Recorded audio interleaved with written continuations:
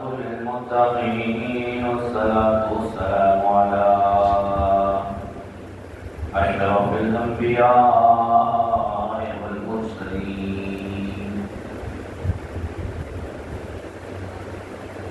وعلى آله وأصحابه أجمعين.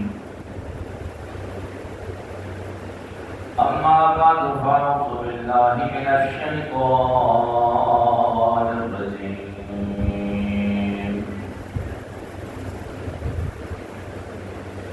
بسم الله الرحمن الرحيم.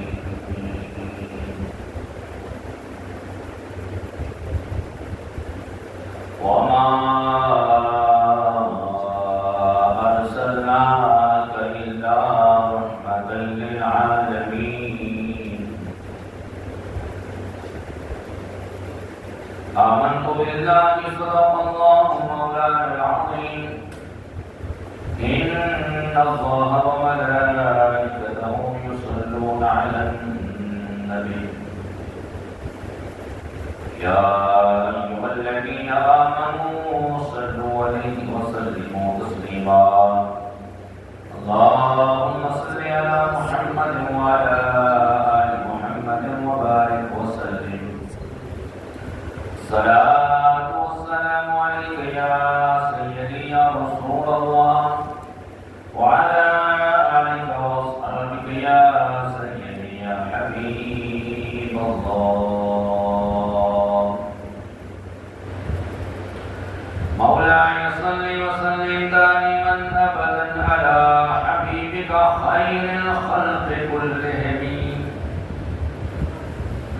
يا رب المصطفى بلغ مقاصدنا واغفر لنا ما مضى يا واسع الكرم.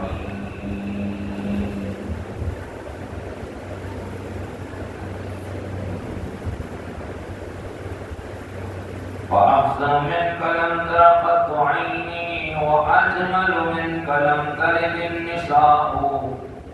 خلقت مبرأ من كل عيب كأنك قد خلقت كما تشاء. بعد نمسکار لائق صدیق و تکریم احباب جلوات، اللہ رسول جلال کا کروڑا شکر ہے جس کی توفیق سے ہم جمعۃ المبارک کی بابرکت دین اللہ تعالیٰ نے ہمیں پہلے اپنے گھر میں حاضری کی توفیق عطا فرمائی. آج سورہ الانبیاء والمقصدہ آیت نمبر 107 کی تلاوت کرنے کا شرف حاصل کیا ہے. دعائے اللہ رب الجلال کی بارگاہ میں کہ خالق کی کائنات اس آیت مبارکہ کے ضمن میں حق بات بیان کرنے کی توفیق عطا فرمائے.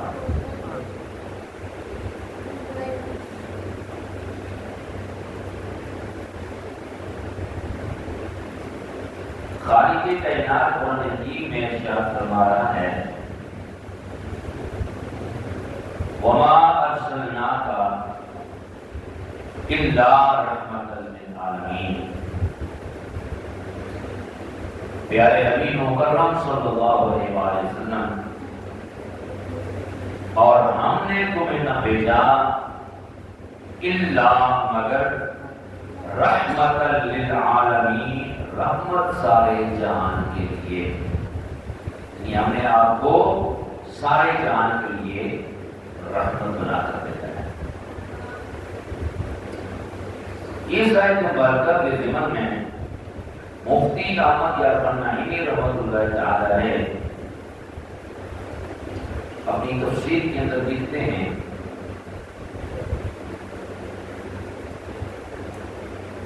تفسیر نور العرفان میں فرمایا کہ خیال رہے کہ رب نے اپنے لیے رب العالمین فرمایا ہے کہ اللہ عالمین کا رب ہے. الحمدللہ رب العالمین. سب تعریفیں اس اللہ کے لیے ہیں جو سارے جہانوں کا رب ہے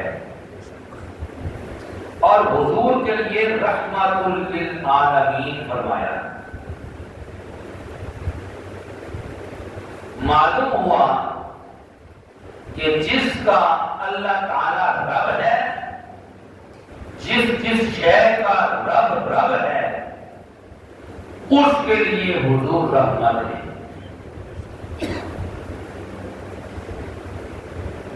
چنانچہ آپ صلی اللہ علیہ وسلم کی رحمت مطلق ہے، تام ہے، کامل ہے، شامل ہے، عام ہے.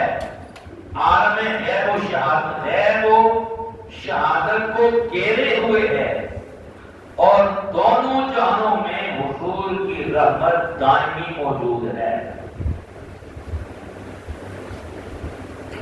پھر حضور کی رحمت عامہ رزق وغیرہ ہر کافر و مومن کو پہنچتی ہے اور حضور کی رحمت خاصہ ایمان و عرفان وغیرہ صرف مومنوں کو میسر ہے. رب تعالیٰ فرماتا ہے سورہ توبہ میں وَبِالْمُؤْمِنِينَ رَءُوفٌ رَحِيمٌ. میرا محبوب مومنوں کے لیے رؤوف بھی ہے اور رحیم بھی ہے. اگر کوئی شخص خود ہی اس رحمت کو اپنے لیے عذاب بنائے تو یہ اس کا اپنا قصور ہے. بارش سے بعض سبزے جل جاتے ہیں اور سورج سے چمگادڑ کی آنکھ اندھی ہو جاتی ہے. فرمایا اس میں سورج اور بارش کا قصور نہیں. فرمایا جو شاید چل رہی ہے بارش کی اس کا اپنا قصور ہے اور سورج سے چمگادڑ کی آنکھیں اندھی ہو جاتی ہے تو اس کا اپنا قصور ہے. اس میں سورج کا قصور نہیں ہے. فرمایا حضور کی رحمت عام ہے اور رحمت عامہ حضور کی ہر ایک کو مل رہی ہے. وہ رحمت عامہ رزق ہے، یہ کافر کو بھی پہنچ رہی ہے، مومن کو بھی پہنچ رہی ہے. احباب دین میرے کریم آقا علیہ السلام کو اللہ تعالیٰ نے سارے عالمین کے لیے رحمت بنا کے بھیجا ہے. حضور سرور کائنات صلی اللہ علیہ وسلم عالمین کے لیے رحمت ہے اور عالمین میں خواہ کوئی شے بھی داخل ہو، کوئی نیک ہو یا بد، کوئی مومن ہو یا کافر، اور عالمین میں صرف انسان ہی نہیں ہے، عالمین میں جنات بھی ہیں، عالمین میں فرشتے بھی ہیں، عالمین میں جانور بھی ہیں، عالمین میں شجر و حجر بھی ہیں. تو اللہ تعالیٰ نے میرے کریم آقا کو عالمین کے لیے رحمت بنا کے بھیجا. خود رب العالمین ہے اور اپنے محبوب کو رحمت للعالمین بنا کے بھیجا. اللہ رب ذوالجلال اپنے کے لیے فرماتا ہے الحمدللہ رب العالمین. سب تعریفیں ثابت ہیں اس اللہ کے لیے جو سارے جہانوں کا، سارے جہان والوں کا پالنے والا ہے. اور عالمین یہ عالم کی جمع ہے اور عالم فرمایا کہ اللہ تعالیٰ کے علاوہ ہر شے عالمین کے اندر داخل ہے اور حضور کو اللہ نے عالمین کے لیے رحمت بنا کے بھیجا ہے. گویا کہ رب ذوالجلال یہ بتا رہا ہے کہ کہ کائنات والوں میرے محبوب صرف امت کے لیے رحمت بن کے نہیں آئے. میرا محبوب صرف انسانوں کے لیے رحمت بن کے نہیں آیا، بلکہ جس طرح میں عالمین کا رب ہوں، میرے رب ہونے کے علاوہ جس شے کو میں نے پیدا کیا ہے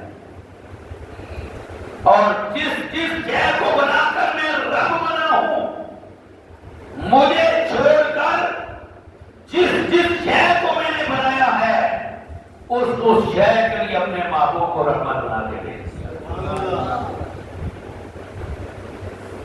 تو اس لیے میرے کریم آقا صرف انسانوں کے لیے رحمت نہیں ہے، حضور جنات کے لیے بھی رحمت ہے.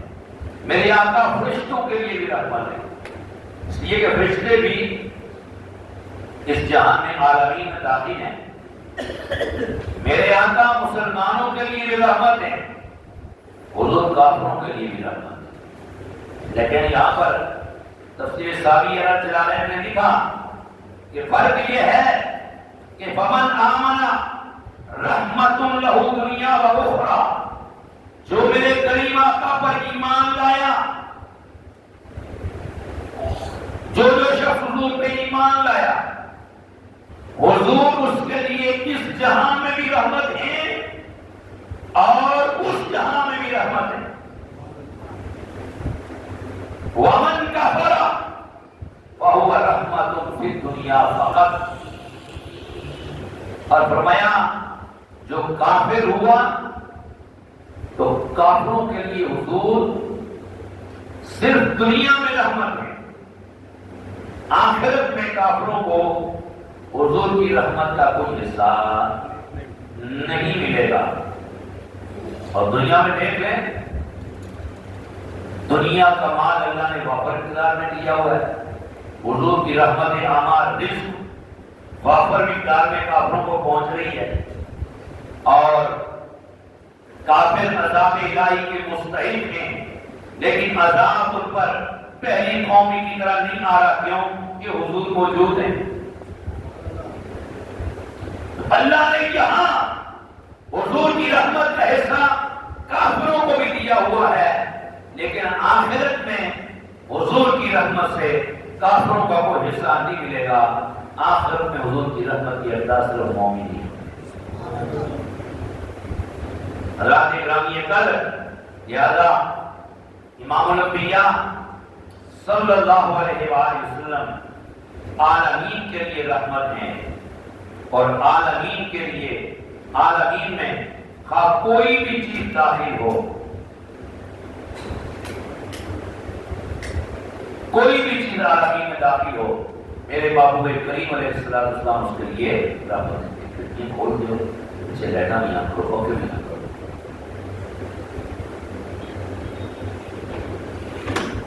یعنی حضور نبی اکرم صلی اللہ علیہ وسلم جن و انس کے لیے آپ رحمت ہیں، چرند و پرند کے لیے آپ رحمت ہیں، شجر و حجر کے لیے آپ رحمت ہیں، برگ و زمر کے لیے آپ رحمت ہیں،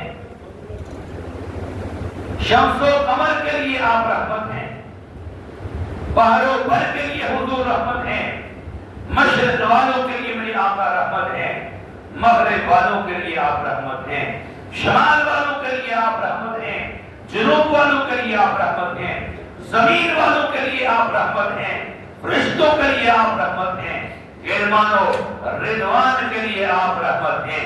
اور حدیث قدسی ہے، اللہ رب ذوالجلال ارشاد فرماتا ہے، اے میرے حبیب کریم صلی اللہ علیہ وآلہ وسلم، اگر تجھے پیدا کرنا مقصود نہ ہوتا، تجھے بنانا مقصود نہ ہوتا، تو لولا کلمہ خلقت الافلاک، اے حبیب میں آسمانوں کو پیدا نہ کرتا. اگر تجھے پیدا کرنا مقصود نہ ہوتا تو لولا کلمہ خلقت الدنیا، میں دنیا کو نہ بناتا. اور اے پیارے حبیب، یہ ساری کائنات، یہ آسمان کی زمین ہے، یہ شخصیات اس لیے بنائے ہیں کہ تجھے بھیجنا مقصود تھا. پیارے حبیب مکرم، اگر تجھے دنیا میں بھیجنا مقصود نہ ہوتا تو لولا کلمہ اظہرت ربوبیتہ، تو میں اپنے رب ہونے کو بھی ظاہر نہ کرتا. اپنے رب ہونے کو ظاہر اس لیے کیا ہے کہ حبیب مکرم صلی اللہ علیہ وآلہ وسلم آپ کو دنیا میں بھیجنا مقصود تھا. اس لیے میرے پیارے حبیب ہم نے اس ساری کائنات کی فضل کو سجایا ہے. اس لیے امام الانبیاء صلی اللہ علیہ وسلم کے غلاموں، اللہ نے حضور نبی اکرم صلی اللہ علیہ وسلم کو عالمین کے لیے رحمت بنایا ہے.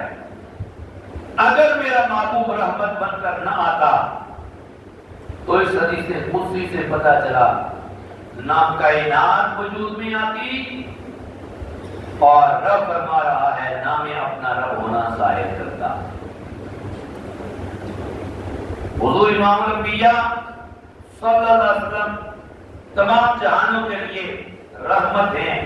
یہی وجہ ہے کہ امام قسطلانی رحمت اللہ تعالی علیہ آپ مواہب الدنیا کے اندر فرماتے ہیں کہ ان لیلۃ المولود علیہ السلام افضل من لیلۃ القدر. امام قسطلانی فرماتے ہیں کہ بے شک حضور نبی اکرم صلی اللہ علیہ وآلہ وسلم جس رات دنیا میں تشریف لائے، آقا کی ولادت ہوئی، جن گھڑیوں میں حضور تشریف لائے، ماہ ربیع الاول شریف 12ویں شب ہے، رات جا رہی ہے، سویرا آ رہا ہے، اندھیرا چھٹ رہا ہے، نور آ رہا ہے. ان گھڑیوں میں حضور دنیا میں تشریف لائے. تو فرمایا کہ اس کی وجہ یہ ہے، فرمایا جس رات حضور دنیا میں تشریف لائے، میں وہ رات کتنی عظمت والی رات ہے، میں لیلۃ القدر سے بھی وہ رات افضل ہے. اپن اللہ کو سبحان لیلۃ القدر سے بھی وہ رات کیا ہے؟ افضل ہے. کیوں؟ اس کی وجہ لکھتے ہیں، فرماتے ہیں اس لیے کہ ان لیلۃ القدر وقع فیہا تفضل علی امتہ محمد صلی اللہ علیہ وآلہ وسلم. اس لیے کہ لیلۃ القدر میں خاص امت محمدیہ کو فضیلت عطا فرمائی گئی ہے. فضیلت عطا ہوئی لیلۃ القدر کو، اور اللہ فرماتا ہے یہ 1000 مہینوں سے بہتر ہے، کیونکہ اس میں ہم نے رات قرآن کو نازل کیا، اور یہ 1000 مہینوں سے بہتر ہے.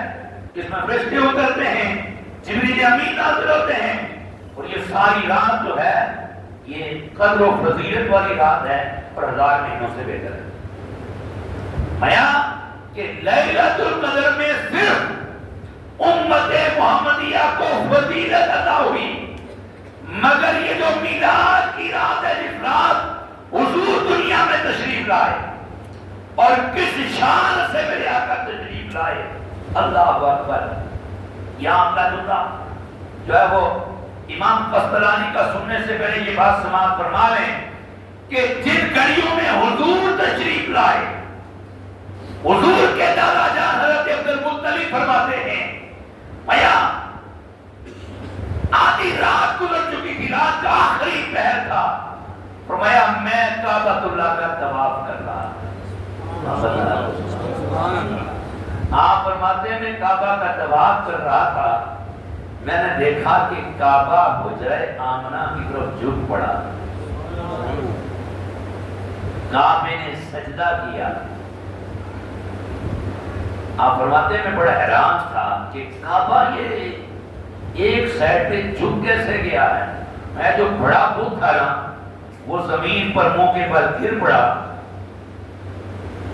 اس کے منہ سے یہ آواز آئی کہ اللہ کا وہ نبی تشریف لے آیا ہے جو اس اللہ کے گھر کو خودوں سے پاک فرما دے. کعبہ سجدے کو جھک پڑا. اسی لیے سیدی اعلیٰ حضرت فرماتے ہیں کہ جس کے سجدے کو دیواریں کعبہ جھکی، جس کے سجدے کو دیواریں کعبہ جھکی، یہ ہے میرے آقا کی شان. آپ فرماتے ہیں کہ کعبہ جھک پڑا. فرماتے ہیں میں طواف کر رہا تھا جب کعبہ چکا اور اس بت کے کو اللہ نے قوت گویائی دی جو اس منہ کے پر گرا اور اس نے کہا کہ اللہ کے وہ نبی تشریف لے آئے ہیں جو اس کو اللہ کے شریکوں سے بتوں سے پاک کریں گے. آپ فرماتے ہیں میں پلٹ کے حجرہ آمنہ میں گیا تو میں نے دیکھا میرے سونے محمد کی ولادت میں. سبحان اللہ. کعبہ کیسے نہ جھکتا, کعبہ کیسے نہ جھکتا, اس لیے کہ سیدی اعلیٰ حضرت امام عشق و محبت آپ فرماتے ہیں کہ ساری دنیا کا کعبہ قبلہ کعبۃ اللہ ہے. ہر انسان جب سے یہ قبلہ بنا ہے, پہلے بیت المقدس تھا, انبیاء کا قبلہ, حضور آئے تو یہ کعبۃ اللہ قبلہ بنا دیا گیا حضور کی خواہش پر. اب صبح قیامت تک قبلہ یہی ہے, طواف اسی کا کیا جائے گا. میں ساری دنیا کعبے کا طواف کرتی ہے, فرشتے بھی کعبے کا طواف کرتے ہیں, لیکن کعبہ آئے ہے, کعبہ میرے حضور کا طواف کرتا ہے. کعبہ کیوں؟ اس لیے کہ دنیا والوں کا قبلہ کعبہ ہے اور کعبۃ اللہ کا کعبہ میرے آپ کے آقا محمد مصطفیٰ صلی اللہ علیہ وسلم ہے. میں آپ کو بتاؤں, سیدی اعلیٰ حضرت امام عشق و محبت شاہ امام محمد رضا خان باتیں بریلوی نے اس وقت قلم اٹھا کے لکھا اور لوگوں کو بتایا. جس دور میں لوگ کہتے تھے یہاں سے مکے جاتے ہو تو مکے سے پلٹ کے تم واپس آ جایا کرو, اس لیے کہ کعبے میں مدینے میں جانے سے کوئی فائدہ نہیں ہے. حضور کے روزے کا تصور کر کے جاؤ تو یہ سفر ہی جائز نہیں ہے. کچھ لوگ شرک و بدعت کے فتوے دے رہے تھے. میرے سیدی اعلیٰ حضرت نے فرمایا اور دنیا والوں, ہمیں اللہ نے بیت اللہ کا حج بھی حضور کے در کی وجہ سے کروایا ہے. ہم حج کرنے کے لیے بھی چاہتے ہیں لیکن اصل مراد کعبۃ اللہ کی حاضری نہیں ہوتی, اصل مراد حضور کے در کی حاضری ہوتی ہے. اور اللہ نے ہمیں حج بھی حضور کی وجہ سے کروایا ہے. اللہ نے ہمیں حج بھی حضور کے در کی وجہ سے کروایا ہے. آیا کہ شوط و طواف و سعی کے نقطے سکھا دیے, احرام و حلق و قصر کے معنی بتا دیے, رمی و وقوف و نہر کے منظر دکھا دیے, اس کے دفعہ حج بھی خدا نے کرا دیے. اصل مراد حاضری اس بات کی ہے. ساری دنیا کعبے کا طواف کرتی ہے, کعبہ کرتا ہے طواف کرے والا تیرا. اس لیے سیدی اعلیٰ حضرت میں حاجیو آؤ شہنشاہ کا روزہ دیکھو. ارے کعبہ تو دیکھ چکی, اب کعبے کا بھی کعبہ دیکھو. امام قسطلانی فرماتے ہیں کہ لیلۃ القدر کی رات کو امت محمدیہ پر فضل ہوا, اللہ نے امت محمدیہ کو فضیلت عطا فرمائی, لیکن فرمایا بقا تفضل فیہا علی سائر الموجودات فہو الذی بعث رحمۃ للعالمین. فرمایا کہ جس رات آقا دنیا میں تشریف لائے, جس رات حضور کی ولادت ہوئی, تو اللہ نے صرف امت محمدیہ کو فضیلت نہیں عطا کی, خالق کائنات نے تمام جہانوں پر اس جہاں پہ بھی فضل فرمایا اور اس جہاں پہ بھی فضل فرمایا, بلکہ تمام عالمین پر فضل فرمایا کہ اپنے محبوب کو عالمین کے لیے سراپہ رحمت بنا کے دے. اس لیے شاعر کہتا ہے صبر سینے لان والا آ گیا, اونچے رتبے پان والا آ گیا. اللہ اکبر.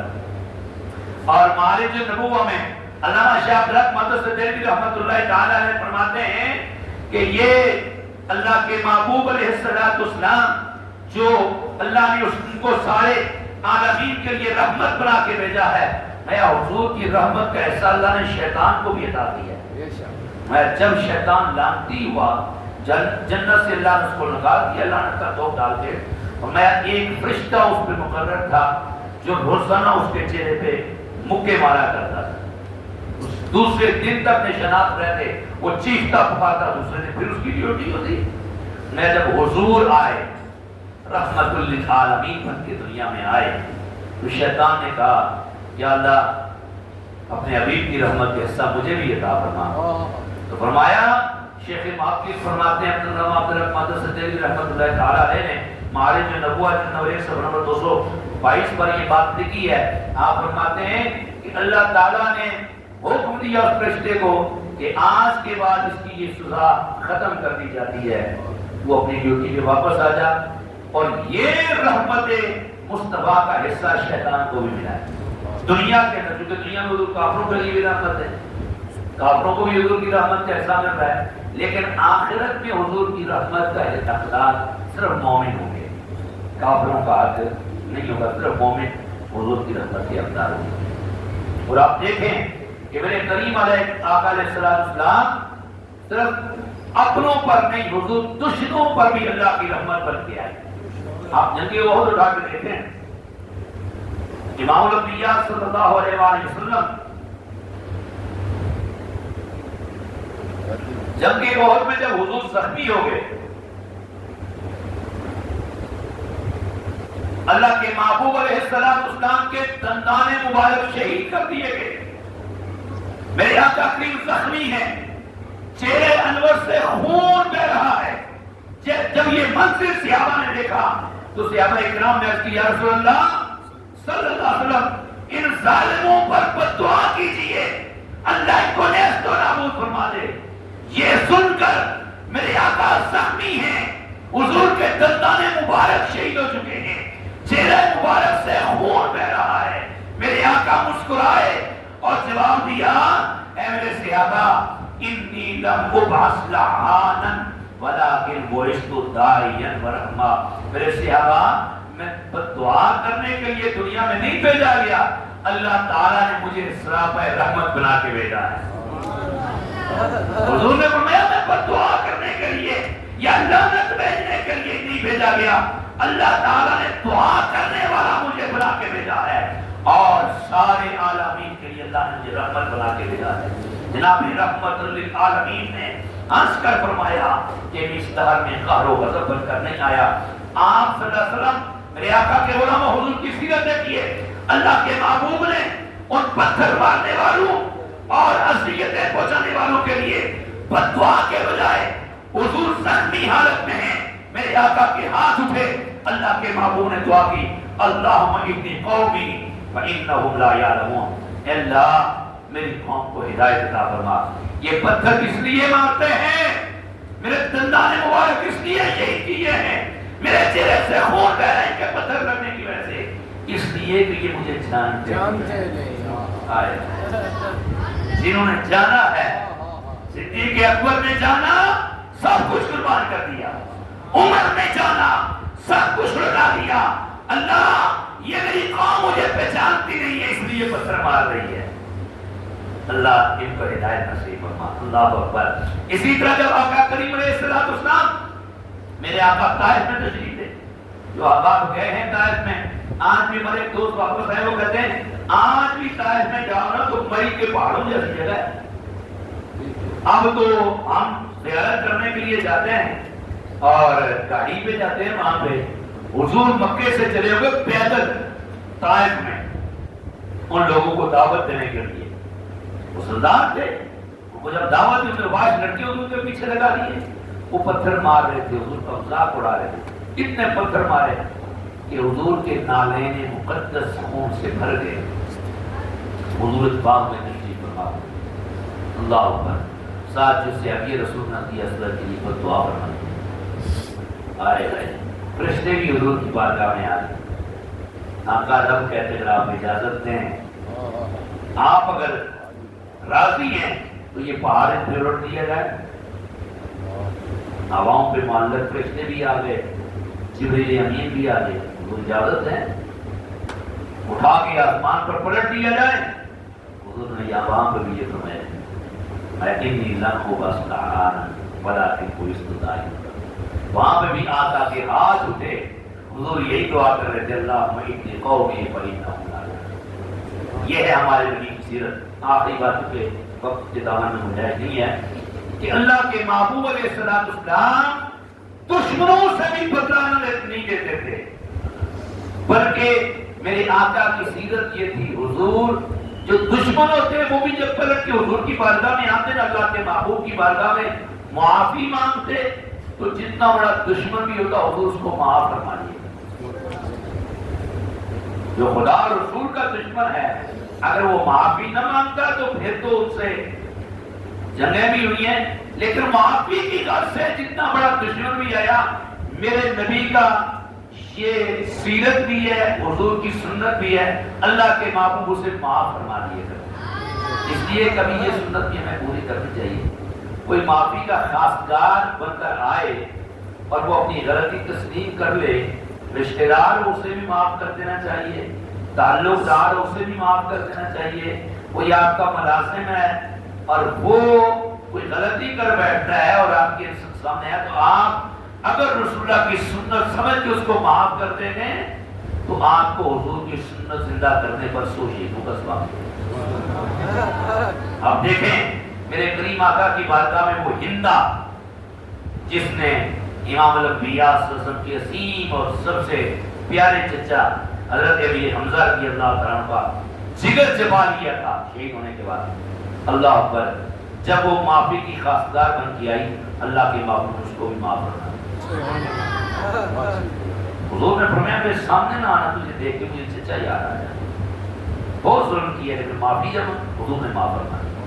وہ وحشی جس نے حضرت ابی حمزہ کو نیزہ مار کے شہید کیا تھا جب وہ بھی پلٹ کے معافی کا خواستگار ہو کے حضور کی بارگاہ میں آیا حضور نے اس کو بھی معاف فرما کے اپنے دامن رحمت میں لے لیا، مسلمان ہو گیا. وہ حباب بن اسود جس نے اللہ کے محبوب کی شہادت حضرت زینب رضی اللہ عنہ کو نیزہ مار کر اونٹ سے گرایا تھا، جس کی وجہ سے اللہ اکبر آپ کا وصال بھی ہو گیا. جب وہ بھی پلٹ کے حضور کی بارگاہ میں آیا اللہ کے محبوب نے اس کو بھی اپنے دامن رحمت میں لے لیا اور معاف فرمایا. وہ یسر بن عاصم یہودی جس نے اللہ کے محبوب علیہ السلام پر جادو کر دیا تھا، حضور کی اتنی تکلیف میں مبتلا تھے، پھر سورہ فلق ناس کا نزول ہوا اور اللہ نے بتایا تو جب وہ بھی پلٹ کے معافی کا خواستگار بن کے آیا میرے کریم آقا نے اس کو بھی معاف فرما دیا.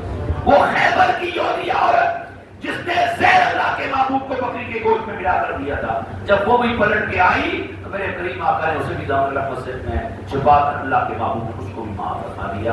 اللہ نے حضور نبی اکرم صلی اللہ علیہ وسلم کی سنت پر عمل کرنے کی توفیق عطا